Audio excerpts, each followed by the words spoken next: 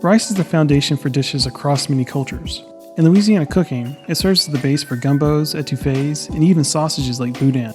Rice can elevate flavor and help tame some heat and spiciness. However, getting rice perfect can be pretty frustrating.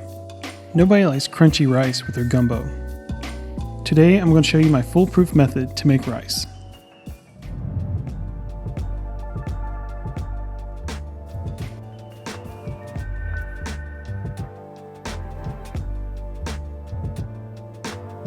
As you can imagine, the ingredient list is pretty short.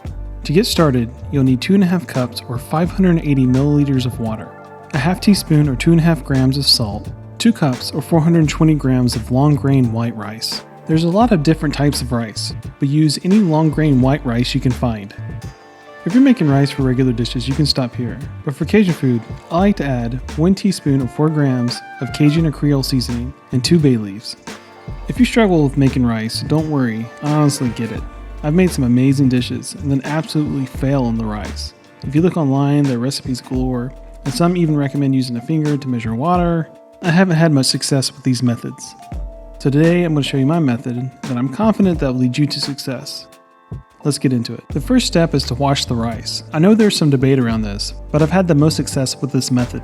It helps the rice not be as gummy, and I think it makes the pot easier to clean when you're washing it. To wash rice, place in a bowl and then rinse in the sink with cold water. Fill until water reaches about a ½ inch or 1¼ centimeter over the rice, and then stir and mix well with your hand. Carefully drain the cloudy water. If you want, you can save this water for your plants. It's full of healthy vitamins and minerals that the plants love. Do this 2 more times until the water is clear and you can see the rice through the water. Drain as much water as you can from the rice and set aside. Start cooking by adding water, bay leaf, salt, and seasoning to a pot and bring to a boil over high heat. Once the water comes to a rolling boil, carefully add the rice to the pot.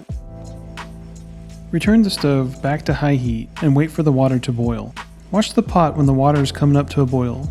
You do not want the water to boil too long because too much water will be lost to evaporation, and that could lead to crunchy rice. Wash the sides of the pot until the rice is swirling and tumbling, and you can see it starting to swell and absorb water. Once this happens, cover the pot with a lid and turn heat to low and simmer for 20 minutes. Everyone's stove is different, but we are looking for water to simmer like this.